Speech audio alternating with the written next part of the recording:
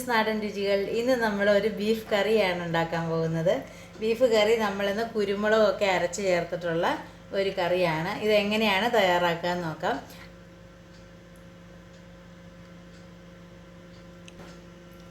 ആദ്യമായിട്ട് ബീഫ് ഒന്ന് മാരിനേറ്റ് ചെയ്യാം. ഞാനിവിടെ 1/2 കിലോ ബീഫ് നന്നായിട്ട് കഴുകി ഇങ്ങനെ ചെറിയ പീസായിട്ട് കട്ട് ചെയ്തെടുത്തിട്ടുണ്ട്. ബീഫ് മാരിനേറ്റ് ചെയ്യാനായിട്ട് ഞാനിവിടെ പച്ച കുരുമുളകും ഇഞ്ചിയും വെളുത്തുള്ളിയും മിക്സിയുടെ ജാറിലിട്ടൊന്ന് ക്രഷ് ചെയ്തെടുക്കുന്നുണ്ട്. ഇപ്പോൾ ഇഞ്ചിയും വെളുത്തുള്ളിയും പച്ചക്കുരുമുളകും ഞാനിവിടെ അരച്ചെടുത്തിട്ടുണ്ട്. അധികം നന്നായിട്ട് അരച്ചിട്ടില്ല, അത്യാവശ്യം നന്നായിട്ട് തന്നെ ക്രഷ് ചെയ്തെടുത്തിട്ടുണ്ട്. ഇതിൽ നിന്ന് 1 ടീസ്പൂൺ എടുത്ത് നമ്മൾ മാരിനേറ്റ് ചെയ്യുന്നതിൻ്റെ കൂടെ ചേർക്കാം. ഇനി ഇതിൻ്റെ കൂടെ തന്നെ കുറച്ച് തേങ്ങാക്കൊത്ത് ചേർക്കാം. വഴറ്റുന്നതിൻ്റെ കൂടെ ചേർക്കുന്നില്ല, ഇപ്പോൾ ഞാൻ ഈ മാരിനേറ്റ് ചെയ്ത് ബീഫ് വേവിക്കുന്നതിൻ്റെ കൂടെ ചേർക്കുകയാണ്. ഇനി 1 തണ്ട് കറിവേപ്പില ചേർക്കാം. പിന്നെ ഇതിനകത്തേക്ക് 1/4 ടീസ്പൂൺ മഞ്ഞൾപ്പൊടി ചേർക്കാം. ഞാനിപ്പോൾ ഇതിനകത്തേക്ക് മുളക് പൊടി ചേർക്കുന്നില്ല. നമ്മുടെ പച്ചക്കുരുമുളകിൻ്റെ എരിവും പിന്നെ സവാള വഴറ്റുമ്പോൾ ചേർക്കുന്ന പച്ചമുളകിൻ്റെ എരിവും മാത്രമേ ഇത് യൂസ് ചെയ്യുന്നുള്ളൂ.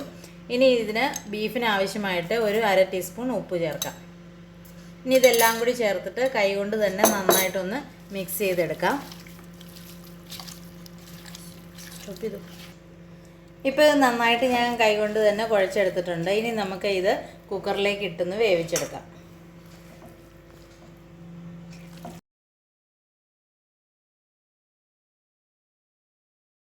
ഇനി ഇതിലേക്ക് വെള്ളം ഒഴിക്കേണ്ട ആവശ്യമില്ല. ബീഫ് ആയതുകൊണ്ട് വെള്ളം നന്നായിട്ട് ഇറങ്ങി വരും.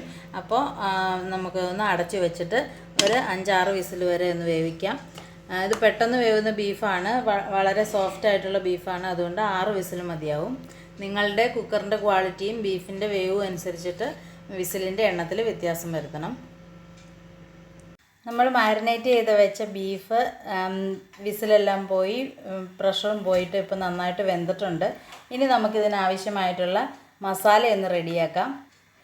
ചൂടായ പാനിലേക്ക് ഞാനിവിടെ ഒരു 4 ടേബിൾ സ്പൂൺ വെളിച്ചെണ്ണ ഒഴിച്ചിട്ടുണ്ട്. ബീഫിനൊക്കെ ടേസ്റ്റ് നൽകുന്നത് വെളിച്ചെണ്ണയാണ്, അതുകൊണ്ട് വെളിച്ചെണ്ണ തന്നെ ഉപയോഗിക്കാം. ഇനി ഇതിലേക്ക് ഒരു 1/2 ടീസ്പൂൺ കടുക് ഇട്ടൊന്ന് പൊട്ടിക്കാം.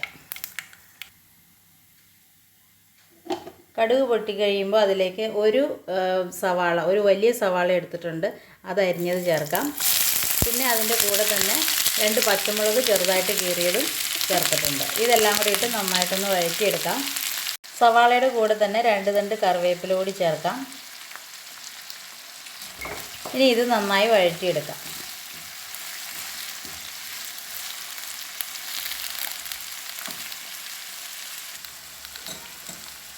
സവാളയുടെ കൂടെ ഒരു 1/4 ടീസ്പൂൺ ഉപ്പ് ചേർക്കാം. ഇപ്പോൾ സവാള അത്യാവശ്യം വഴന്നിട്ടുണ്ട്. ആ കൂട്ടത്തിലേക്ക് നമ്മൾ ആദ്യം അരച്ചു വെച്ച കുരുമുളകിൻ്റെയും ഇഞ്ചി വെളുത്തുള്ളിയുടെയും പേസ്റ്റ് ചേർക്കാം. പച്ചക്കുരുമുളകാണ് അരച്ചിട്ടുള്ളത്. ഇനി ഇത് ചേർത്തിട്ട് നന്നായിട്ടൊന്ന് വഴറ്റിയെടുക്കാം.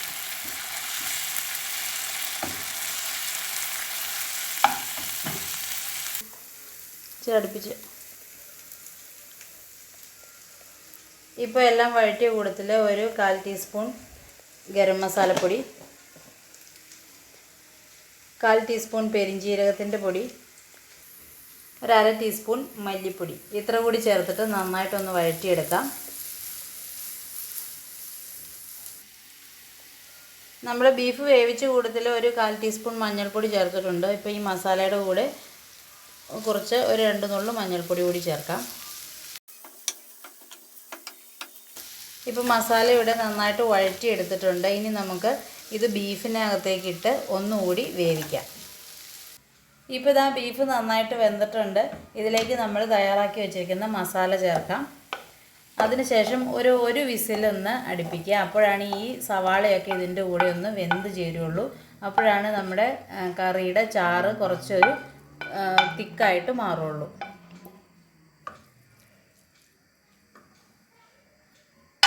ഇത് നന്നായിട്ടൊന്ന് ഇളക്കി യോജിപ്പിക്കാം.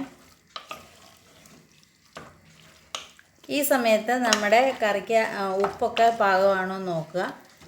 അതിനുശേഷം വേണം കുക്കറൊന്ന് അടച്ചു വെച്ച് ഒരൊറ്റ വിസിലടുപ്പിച്ചാൽ മതിയാവും.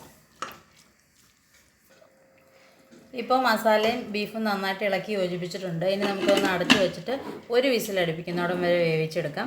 ഈ സമയത്ത് ഇതിൻ്റെ ചാറിൻ്റെ കൺസിസ്റ്റൻസി നോക്കിയിട്ട് നിങ്ങൾക്ക് ആവശ്യമുണ്ടെങ്കിൽ കുറച്ചുകൂടി ചൂടുവെള്ളം ചേർക്കാം. ഇപ്പോൾ ഒരു വിസിൽ കഴിഞ്ഞിട്ടുണ്ട്, അതിൻ്റെ പ്രഷറെല്ലാം പോയിട്ടുണ്ട്. ഇനി നമുക്ക് കറി ഒന്ന് തുറന്ന് നോക്കാം. ഇപ്പം നല്ല മണമൊക്കെ വരുന്നുണ്ട്. നമ്മുടെ കറി നന്നായിട്ട് വെന്തിട്ടുണ്ട്. നമ്മളിട്ട സവാള ഒന്ന് ഉടഞ്ഞു വരുന്നതിന് ജസ്റ്റ് ഒന്നിങ്ങനെ ഇളക്കി കൊടുക്കാം. ഇനി ഈ സമയത്ത് നിങ്ങൾക്ക് കുറച്ചുകൂടി ചാറ് വേണമെന്ന് തോന്നുവാണെങ്കിൽ കുറച്ച് തിളച്ച വെള്ളം ഒഴിക്കുക. അല്ലാതെ പച്ചവെള്ളം ഒഴിച്ചാൽ ഇനി നമ്മുടെ കറി അത്ര നന്നാവില്ല. ഇനി നമുക്കിത് സെർവ് ചെയ്യാം. ഇപ്പോൾ നമ്മുടെ കറി തയ്യാറായിട്ടുണ്ട്.